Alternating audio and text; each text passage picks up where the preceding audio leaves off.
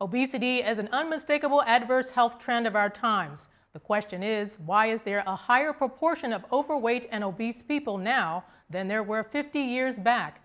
Best-selling author of The Obesity Code says when and how often we eat is just as important as what we eat. As such, the age-old practice of fasting offers power potential for losing weight. He joined NTD's Brendon Fallon to discuss this on Vital Signs. I'm really excited to talk to you about intermittent fasting because I know this is really your domain, and you wrote the book on intermittent fasting.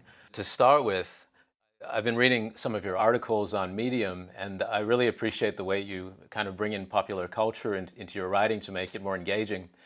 One part that stood out to me, you were talking about this phenomenon, and if we look at old photos, if we look at the people lining up to go to see Jaws in the 1970s or to see Star Wars, you didn't see that many obese people. And this question comes up again and again.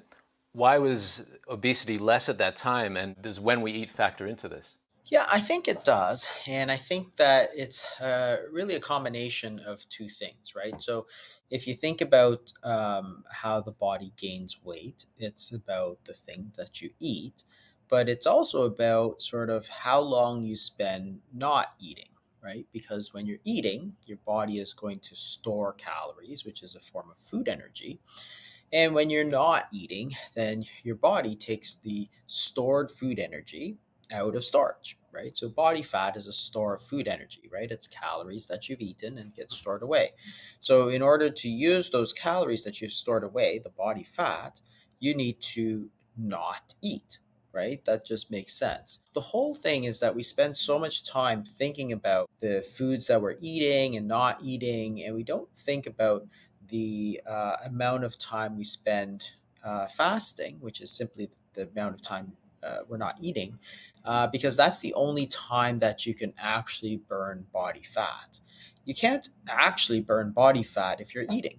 Like when you eat, your body senses it, the hormone insulin gets released. And what insulin does, what its job is to tell your body, hey, food is coming in, calories are coming in, we need to store some of it, because when you're not eating, like during sleep and so on, then you need something stored away. So that's what insulin's job is.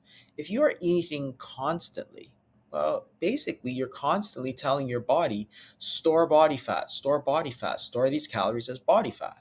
So you can't actually take any out, because when you're storing it, insulin blocks you from taking stored calories out, right? Why would it, why would it allow you to store calories and take them out at the same time? It doesn't.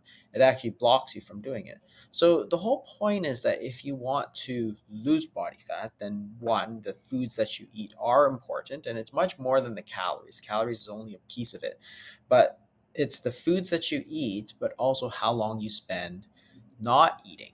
If you know that your body spend when you're not eating is going to be taking calories and burning them, why would it not be important how long you spend burning calories? And of course it's important. So if you look at the 70s, there's a culture where there's no snacking, where there's no there's nothing to eat after dinner. You don't eat in the theaters, you don't eat in front of the TV, you don't eat in front of the computer. So therefore, when you finish dinner, that means from that point on, your body is going to be burning calories all the way until you break your fast the next day at breakfast, right? That's where it gets its work.